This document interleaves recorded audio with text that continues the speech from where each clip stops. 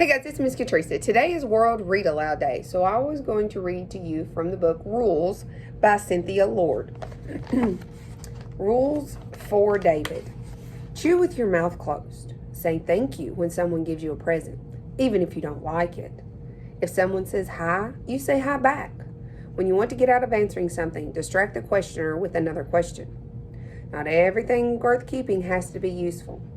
If the bathroom door is closed, knock, especially if Catherine has a friend over. Sometimes people laugh when they like you, but sometimes they laugh to hurt you. No toys in the fish tank. Chapter 1. Follow the rules. Come on, David. I let go of his sleeve, afraid I'll rip it off. When he was little, I could pull my brother behind me if he didn't want to do something. But now David's 8 and too strong to be pulled. Opening the front door, I sigh. My first day of summer vacation is nothing like I dreamed. I had imagined today warm with seagulls winging across a blue sky, not overcast and damp. Still, I refused to grab my jacket from the peg inside the front door. Umbrella? David asked, in a far-off stare in his brown eyes.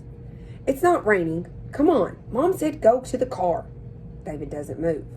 I get his favorite red umbrella. Okay, let's go. I step onto the front porch and slide the umbrella into my backpack with my sketchbook and colored pencils. Let's go to the video store, David says, not moving 1 inch. You're going to the clinic, but if you do a good job, Dad'll take you to the video store when he comes home.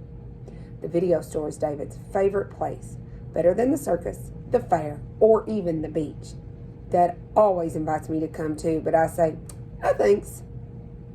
Dad has to watch all the previews on the store TVs and walk down each row of videos, flipping boxes over to read the parental advisory and the rating. Even on videos Dad would never let him rent. David will say loud enough for the whole store to hear, rated PG-13 for language and some violence, crude humor. He'll keep reaching for boxes and flipping them over, not even seeing the looks people give us. But the hardest part is when David kneels in the aisle to see the back of a video box a complete stranger is holding in his hand. Dad says, no one cares, Catherine. Don't be so sensitive. But he's wrong. People do care. Beside me, David checks his watch. I'll pick you up at 5 o'clock. Well, maybe 5 o'clock, I say.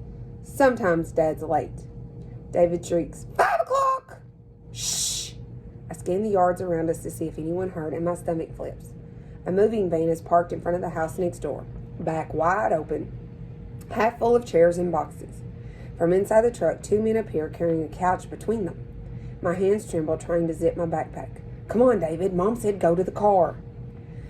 David stands with his sneaker toes on the top step like it's a diving board, and he's choosing whether to jump. 5 o'clock, he says. The right answer would be maybe, but David only wants surefire answers, yes and no, and Wednesday at 2 o'clock, but never maybe, or it depends, or worst of all, I don't know. Next door, the movers set the couch on the driveway.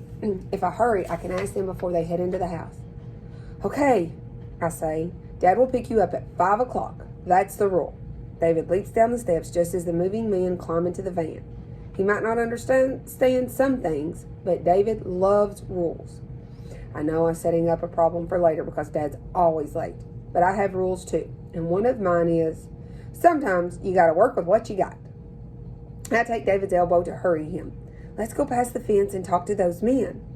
A little spring mud remains under the pine trees near the fence. Only a month ago, puddles were everywhere, and when Mrs. Bowman called me over to say her house had been sold to a woman with a 12-year-old daughter.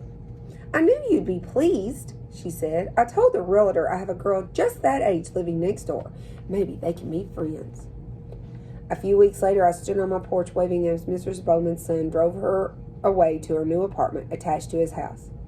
It feels wrong that Mrs. Bowman is not living in the gray shingled house next door anymore, and her porch looks empty without her rocking chairs.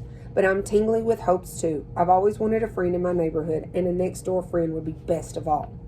Usually in summer, I do a lot of things by myself, because my best friend Melissa spends the whole vacation in California with her dad. This year will be different though. The girl next door and I can do all my favorite summer things together. Swimming at the pond, watching TV, riding bikes.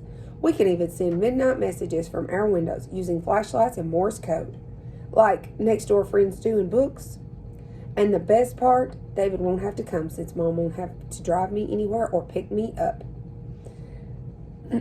I bite my teeth together, fighting the memory of my last sleepover at Melissa's.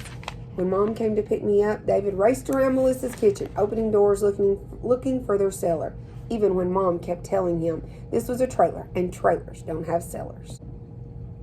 So see what happens to David and Catherine in Rules. Check it out in the library today. Bye, guys.